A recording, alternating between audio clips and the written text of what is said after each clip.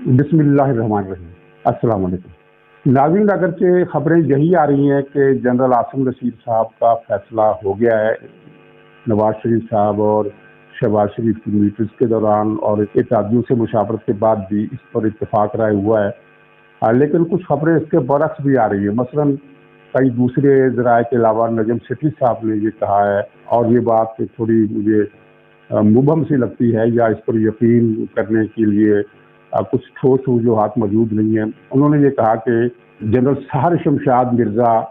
ये दोनों की पसंद है, इमरान खान की भी और जनरल बाजवा की भी, और दोनों गोया के इस नाम पर एक पेज पर है और इसी को आगे बढ़ाया जाएगा। इस खबर की तरदीद भी मुख्तलिफ ज़राए से हो रही है और ये कहा जा रहा है कि सहर शमशाद मिर्ज़ा नहीं, जनरल बाजवा शायद जनरल अजहर अब्बास को आर्मी चीफ लगाना चाहते हैं। यानी दोनों रिपोर्टों में एक कंट्राडिक्शन आ गई है। एक इतला ये भी है कि दरअसल ये पीटीआई ने एडवांस में खबर चला दी है, उससे किसी जरिए से ये सुनगुन मिली जो कि गलत थी कि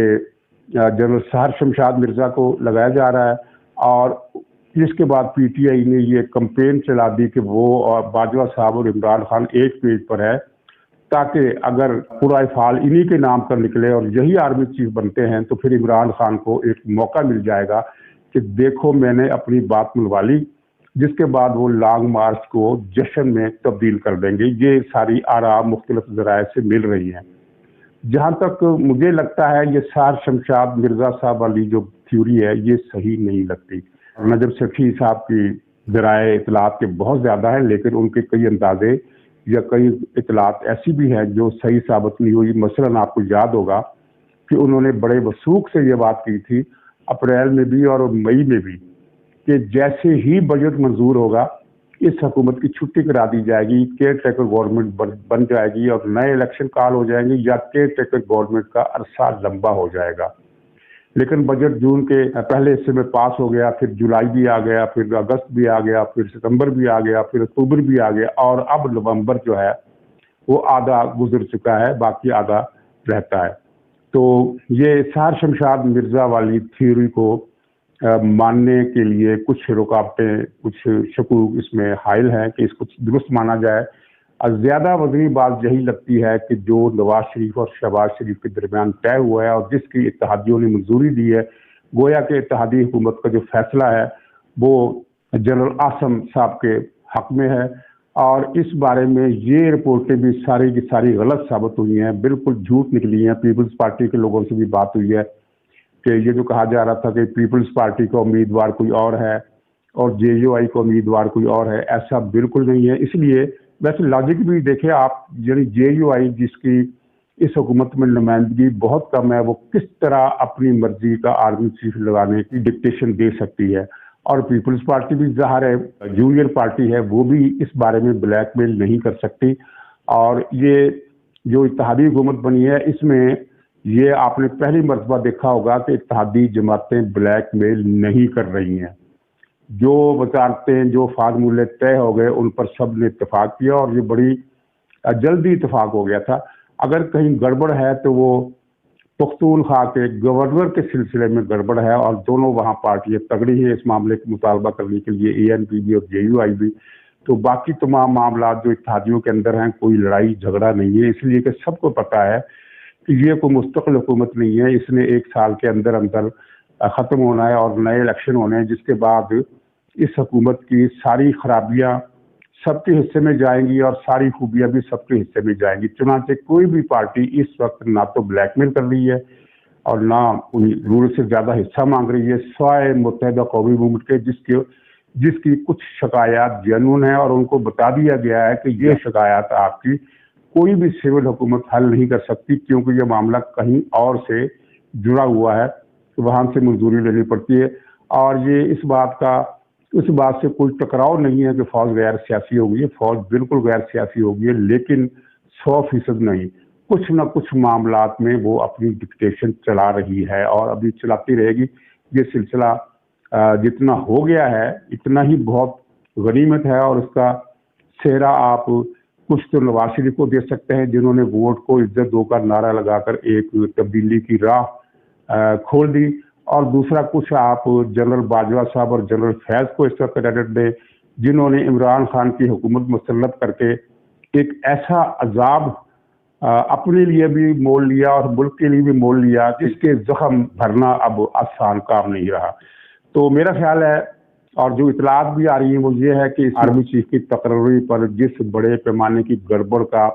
اندیشے کا ڈھول جو پی ٹی آئی پیٹ رہی ہے وہ کچھ بھی نہیں ہے، ایسا کچھ نہیں ہونے والا، اور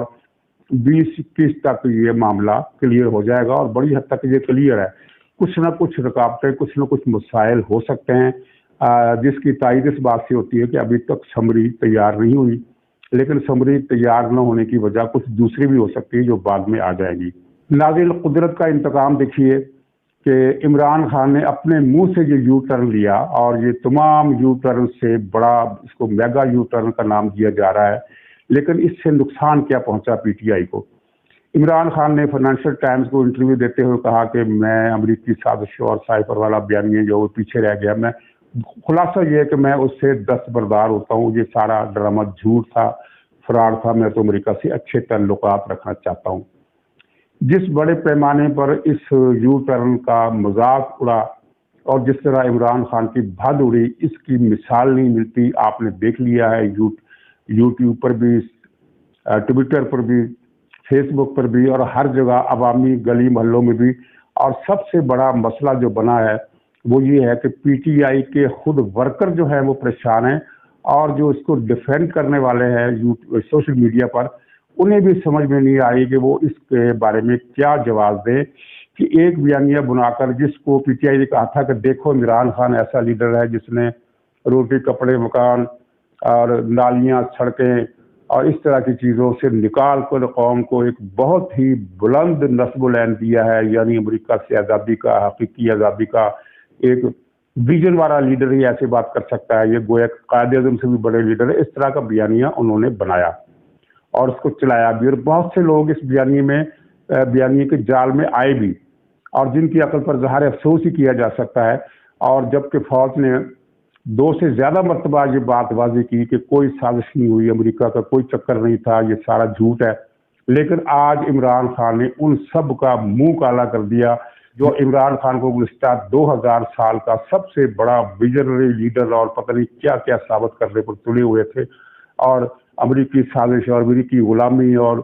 امریکہ کی پوری کہانی بیان کر رہے تھے۔ بلکہ اس میں تو 2-3 ایسے بھی لوگ آئے جنہوں نے کہا کہ ہمیں بشارت ہوئی ہے، ہمیں اہل نظر نے بتایا ہے کہ عمران خان پاکستان کو آزاد کرانے ہی والا ہے۔ اور جب یہ ساری بشارتیں اکٹھی ہو گئی ہیں ایک جگہ پر،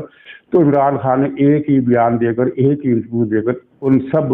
بشارتوں کو ردی کی ٹوکری میں ڈال دیا، اور اپنی سیاست بھی اس نے ردی کی ٹوکری میں ڈال دی۔ اس کا نتیجہ کیا ہوگا؟ فوج کے اندر ایک حصہ ہے جو پہلے جتنا بڑا نہیں ہے لیکن اب بھی ہے، جو عمران خان کی باتوں کو درست مانتا ہے اور اس بات پر یقین رکھتا ہے، جو بلکہ آپ کہنا چاہیے کہ رکھتا تھا، کہ امریکہ نے سازش کی۔ اور ان میں ظاہر فوج کی ہر سطح کے لوگ تھے، جوان بھی تھے اور افسر بھی تھے، جونیئر افسر بھی تھے، کچھ سینئر افسر بھی ہوں گے، اور بہت ہی سینئر افسر تو خیر ان کا تو میں ذکر نہیں کرتا، وہ 2 ہے جو تقریباً کھلے لگ چکے ہیں، لیکن نیچے ایک تعداد موجود تھی جو آج سے 2 مہینے 3 مہینے پہلے کے مقابلے میں بہت کم ہے، بہت کم۔ اب وہ جو تعداد ہے وہ بھی عمران خان کے اس بیان سے، عمران خان کے ہاتھ سے، اس کے دائرہ اثر سے نکل گئی ہے یا نکل رہی ہے یا نکل جائے گی، یہ اندازہ لگانا بالکل آسان ہے۔ آپ نے بھی یہی اندازہ لگایا ہوا کہ بہت سارے لوگ پاکستان میں، اداروں میں بھی، عوام میں بھی، جو امریکی سازش کے بیانیے کو حقیقت سمجھ بیٹھے تھے، اب ان تک یہ بات پہنچ گئی کہ عمران خان کتنا بڑا فراڈ، کتنا بڑا جھوٹ، کتنا بڑا مکار، یہ جھوٹ کا ایک پتلا ہے جو اب ان لوگوں کو بھی نظر آنا شروع ہو گیا جو اسے صادق اور امین سمجھتے تھے۔ اب ساتھ ہی فوج میں یہ سوال بھی اٹھے گا کہ اسی سازش کے بیانیے کی بنیاد جن باتوں پر رکھی گئی تھی، انہی کے نتیجے میں 3-4 سینئر ترین جنرلوں کو بشمول جنرل قمر جاوید باجوہ کے عمران خان نے میر جعفر، میر قاسم، غدار، جانور، ملک دشمن، سازشی، یہ پتہ نہیں کیا کیا خطاب اس نے دیے تھے، وہ اسی بیانیے کو بنیاد بنا کر دیے گئے تھے، اسی بیانیے کے اندر سے برآمد ہوئے تھے۔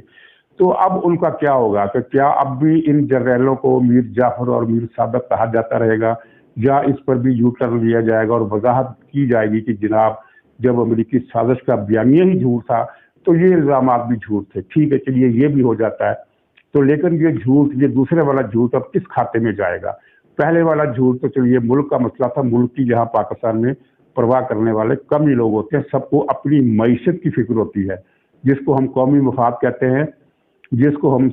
پتہ نہیں کیا کیا نام دیتے ہیں، اس کی سب کی بنیاد اپنی اپنی معیشت ہوتی ہے۔ لیکن یہ جو دوسرا بیانیہ ہے، یعنی اس بیانیے کے اندر سے، اس بیانیے کی کوکھ سے جو برآمد ہوا میر جعفر اور میر قاسم اور غدار اور سازشی اور فلانا اور ڈھمکانا، تو اس کا جو رد عمل ہے اب وہ پہلے سے زیادہ ہوگا۔ ظاہر بات ہے، قدرتی سی بات ہے کہ ایک آدمی کو آپ نے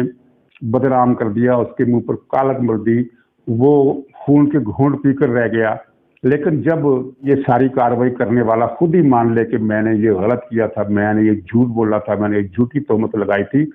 تو اس آدمی کو جو بظاہر یہ محسوس کر رہا تھا کہ میرے ہاتھ بندھے ہوئے ہیں، میں زیادہ کارروائی اس کے خلاف نہیں کر سکتا، اس کے ہاتھ پھر کھل جائیں گے اور پھر اس کے اندر وہ ایک جو اخلاقی طاقت ہوتی ہے وہ بھی آ جائے گی، اور پھر وہ جناب جو جواب میں دھلائی لگاتا ہے نا، اس کی پھر مثال نہیں ملتی۔ تو عمران خان کے ساتھ اب یہ ہونے والا ہے، اس نے اپنے لیے گڑھا خود ہی کھود لیا ہے۔ ناظرین، تیسری بات یہ کہ عمران خان کا جو لانگ مارچ ہے، جیسے کہ میں نے کل کہا تھا کہ اب یہ لانگ مارچ نہیں رہا، لانگ مارچ کا بھوت بن گیا ہے، اور بھوت آپ جانتے ہیں کس کو کہتے ہیں کہ ایسا ہیولا، ایسا سایہ جو ٹھوس نہیں ہوتا، جو جس کا وجود محسوس نہیں ہوتا، ایک دھندل کا سا، ایک دھوکہ سا لگتا ہے کہ ہم نے کچھ چیز دیکھی ہے، کچھ چیز گزری ہے، کیا چیز گزری ہے وہ نہیں نظر آتی، یعنی ایک غیر واضح قسم کی شکل جس کو ہم ٹھوس وجود نہیں کہہ سکتے۔ تو یہ لانگ مارچ کا بھوت بن چکا ہے، اور اس کے حاضرین کی تعداد اتنی ہے کہ کھاریا جو فوجی علاقہ ہے وہاں جب یہ لانگ مارچ پہنچا تو اپنے پیک آورز میں اس کے شرکاء کی تعداد 150 تھی۔ اب جو پولیس والے تھے وہ دور کھڑے ہوئے تھے، اگر ان کو ہی کہہ دیتے کہ یار پولیس والوں آپ نزدیک آ جاؤ، تو 5000 تھے پولیس والے آگے بھی اور پیچھے بھی جو فاصلے پر کھڑے ہوئے تھے، اگر وہ پاس آ جاتے تو تب بھی پی ٹی آئی کی کچھ عزت رہ جاتی کہ نہیں جناب 5-6 ہزار آدمی ہیں، لیکن وہ فاصلے پر کھڑے ہوئے تھے، جس کا پی ٹی آئی والوں کو غصہ بھی ہے کہ پولیس کی ان کی بات نہیں مانی، تو چنانچہ 150 افراد کی۔ اور یہ واقعہ بھی آپ نے سنا کہ وہاں لاؤڈ اسپیکر پہ اعلانات کیے گئے کہ عمران خان بڑی اسکرین پر وہ خطاب کرنے والے ہیں اور آپ آ جائیں اور گھروں سے نکلیں، اور یہ ہو گیا، میچ ختم ہو گیا، اب آپ آ جائیں، لیکن کوئی نہیں آیا۔ اب کھاریاں سے آگے جو قافلہ بڑھا تھا، یہ بھی اس کی بھی یہی صورتحال تھی۔ اس ساری صورتحال کی رپورٹ عمران خان کے پاس موجود ہے، ظاہر موجود ہونا تھی، اور جب خطاب کرتا ہے تو اب دوسری اسکرین پر وہ مارس کے شرکاء کی فلم یا ویڈیو بھی دیکھ رہا ہوتا ہے۔ تو اس صورتحال پر اس کی پریشانی اتنی زیادہ بڑھ گئی کہ اس نے پھر یہ فیصلہ کیا کہ میں اپنے زخم دکھا دوں تاکہ ہمدردی کا ایک ایلیمنٹ آ سکے۔ اب وہ فلم دکھا دی، لیکن وہ بھی الٹ پڑ گئی۔ وہ کیسے الٹ پڑ گئی؟ اس کا کوئی اثر نہیں ہوا، اور دو باتیں سامنے آئیں۔ ایک بات تو یہ تھی کہ جو چاروں زخم جو دکھائے گئے ان میں سے گولی کا ایک بھی زخم نہیں ہے۔ گولی کا زخم ایسے نہیں ہوتا، سب کو پتا ہے، جو لوگ اس سے پہلے گولی لگنے کے زخمیوں کو ریئل میں دیکھتے رہے ہیں یا فلموں میں دیکھتے رہے ہیں، انہیں پتا ہے کہ گولی کا زخم کیسے ہوتا ہے، چاہے وہ پسٹل کی ہو، چاہے وہ کلاشنکوف کی ہو۔ اور اگر گولی کا سامنے سے جو زخم لگتا ہے وہ جس گولائی میں اور جس شکل میں ہوتا ہے، اس کی جو نشانات ہوتے ہیں وہ سارا فورنسک والے بتا دیتے ہیں، لیکن جب وہ گولی نکلتی ہے تو اس کا سوراخ داخلے والی جگہ سے کئی گنا زیادہ بڑا ہوتا ہے۔ یعنی اگر پسٹل کی گولی بھی ہو تو دوسری شخص میں سے جو سوراخ ہوگا وہ اس زخم سے دگنا بڑا ہوگا، اور اگر کلاشنکوف کا ہو تو پھر وہ زخم سوراخ نہیں ہوتا، وہ شگاف بنتا ہے۔ تو اللہ معاف کرے کسی کو بھی گولی نہ لگے، ہم تو یہ کہتے ہیں، لیکن یہ عمران نے خود ہی بتا دیا کہ ان میں گولی کا ایک بھی زخم نہیں ہے۔ یعنی وہ جو ڈاکٹر فیصل سلطان نام تھا کہ اس کی رپورٹ بالکل درست تھی، اس معنوں میں کہ اس نے کہا تھا کہ عمران خان کو گولیوں کے 4 ٹکڑے لگے ہیں، 4 جگہ پر گولیوں کے ٹکڑے لگے ہیں یا ذرے لگے ہیں۔ ایک تو یہ تو بات ہوگی نا کانکریٹ بات، بالکل ٹھوس، جس پر کوئی تنازع نہیں ہے۔ دوسری بات جو متنازع ہو سکتی ہے وہ یہ ہے کہ یہ زخم جو ہے یہ قدرتی نہیں لگ رہے، یہ مصنوعی ہیں، اور مصنوعی زخم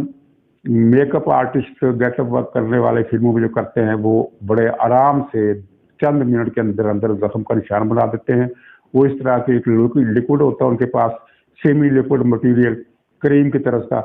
یا پلاسٹر آف پیرس کی طرح کا، وہ لگاتے ہیں جسم پر اور اس کی پھر ایک منڈیر بناتے ہیں جو جس کی سلوپ ایسی قدرتی ہوتی ہے کہ وہ جسم کا حصہ ہی لگتی ہے، اور اس شگاف کے اندر پھر وہ چاہیں تو کالا رنگ بھر دیں، پتہ چلے کہ زخم گل سڑ گیا ہے، چاہے تو لال رنگ بھر دیں کہ زخم تازہ ہے، چاہے تو کوئی اور کلر کر دیں. اور ارد گرد کی جلد پر بھی اس کی ڈیمانسٹریشن بھی سوشل میڈیا پر لوگ خوب کر رہے ہیں اور ویڈیو دکھا رہے ہیں، چلا رہے ہیں کہ یہ زخم جو تھے یہ تازہ لگائے گئے ہیں عوام کو بیچنے کے لیے، عوام سے ہمدردی کا ووٹ لینے کے لیے.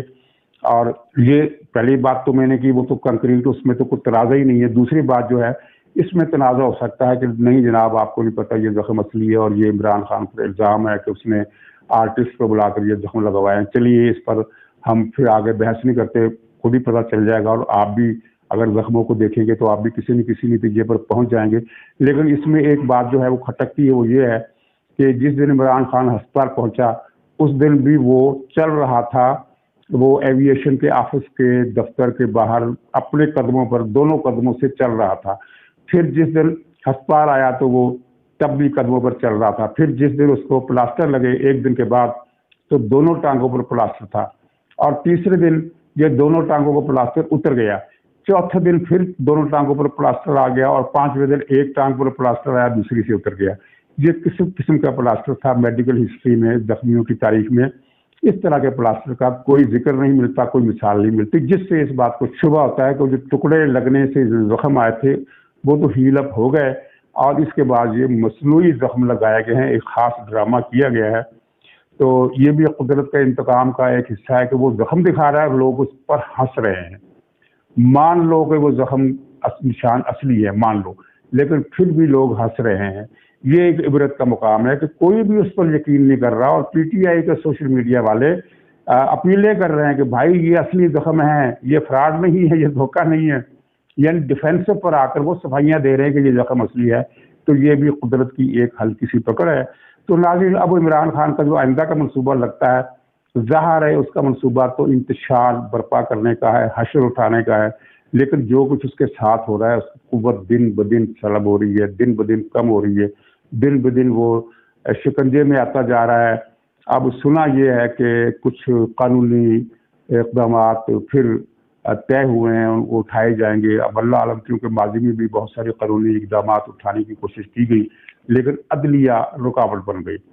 ناظرین، اسی دوران عمران خان نے عدلیہ کو مخاطب کیا ہے، جو اپنی جگہ ایک مثال ہے. اس نے ایک ویڈیو میسج کہ یہ بڑا نازک وقت ہے اور عدلیہ کو عوام کے ساتھ کھڑا ہونا چاہیے. یہ بات اس سے پہلے کسی لیڈر نے نہیں کی آج تک عدلیہ کی پوری دنیا کی تاریخ میں. عدلیہ سے اگر کسی نے ماضی میں کوئی اپیل کی ہے تو وہ یہی کی ہے کہ وہ قانون